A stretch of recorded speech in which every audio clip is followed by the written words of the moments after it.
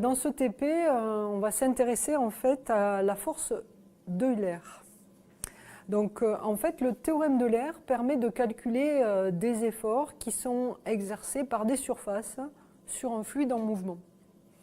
Et donc dans ce dispositif, en fait, on va s'intéresser à la force qu'exerce un jet d'eau sur une surface qui est plane ou hémisphérique. Donc on va tester en fait deux objets.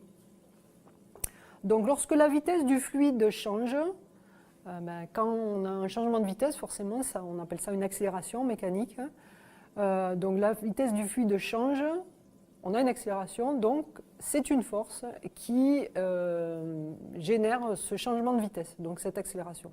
Alors il ne faut jamais oublier qu'une accélération, ça peut être évidemment aller plus vite ou aller plus doucement, mais une accélération, ça peut être aussi un changement de direction, et c'est ce qui se produit sur ce dispositif, puisqu'on voit que l'eau, initialement avec une vitesse verticale, va ressortir du dispositif avec une vitesse horizontale. Donc on a un changement de vitesse, donc une accélération, donc une force. Et le théorème d'Euler permet de calculer cette force. Voilà, donc en fait ça c'est le principe général qu'on va utiliser pour ce TP.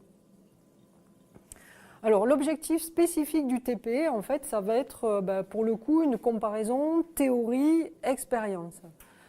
La théorie, eh bien, comme je viens de le dire, c'est la théorie d'Euler. On va donc déterminer, en utilisant donc le débit, on va déterminer avec la théorie d'Euler la force qu'exerce le jet d'eau sur l'objet, donc l'objet plat ou l'objet hémisphérique. C'est une première partie qui va nous donner la force théorique d'Euler. Et évidemment, on va comparer cette force théorique avec une force qui est mesurée expérimentalement avec un autre dispositif.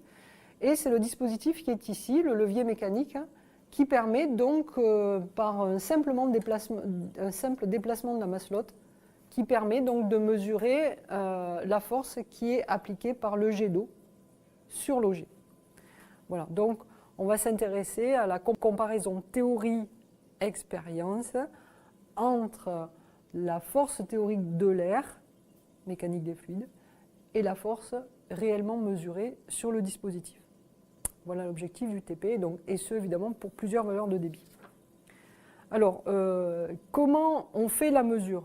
Eh bien, je vais vous montrer un petit peu comment on fait la mesure et surtout qu'est-ce qu'on mesure. En fait, là, pour chaque valeur de débit, c'est assez simple, on mesure le débit, bien entendu, et le déplacement de la masselotte, ici, pour la ramener en position horizontale. Donc, on mesure une distance en millimètres et le débit en litres par minute. Voilà, c'est tout ce qu'on mesure. Alors, pour effectuer les réglages, eh bien, il faut s'y prendre de la manière suivante. Dans un premier temps, donc, évidemment, je le refais, il faut brancher le dispositif, on joue sur le débit et au tout début, on va limiter le débit au maximum de manière à ce que l'eau ne touche plus l'objet. Donc là, on a une force sur l'objet qui est nulle. Et à ce moment-là, il faut ramener la masselotte à 0.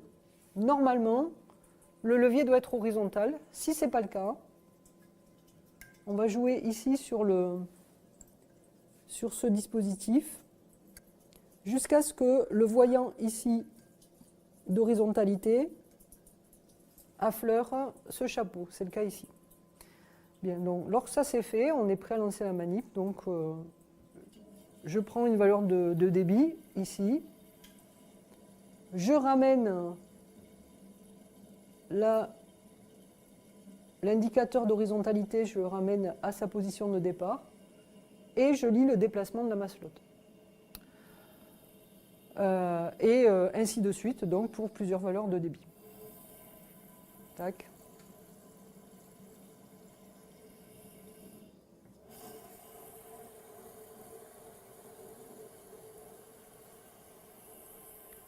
Voilà, donc ça c'est terminé pour les mesures. Cette explication en fait sur le principe de cette mesure-là. En fait, la force exercée par le jet d'eau sur l'objet génère un moment supplémentaire sur le levier. Donc ce moment a tendance à soulever le levier vers le haut. Et pour ramener le levier dans la position horizontale. Il faut rajouter un moment supplémentaire dans l'autre sens.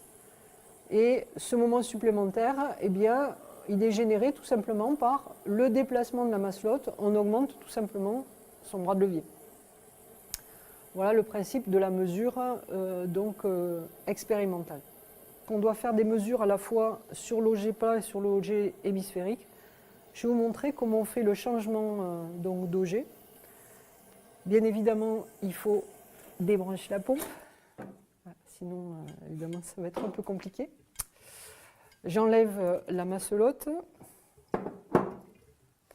Alors, très important, très important, il faut tenir ici donc l'objet parce que sinon, il risque de tomber au fond du cylindre et c'est très compliqué d'aller le récupérer. Et puis, je dévisse tout simplement le contre-écrou qui se trouve au niveau du levier. Voilà. Fin du démontage. Et évidemment, pour le remontage, on n'oublie pas la rondelle.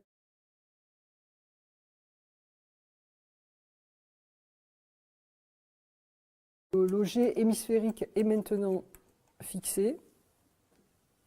Je remets la masselotte en position 0 et éventuellement je règle le ressort. Voilà, c'est terminé, à vous de jouer.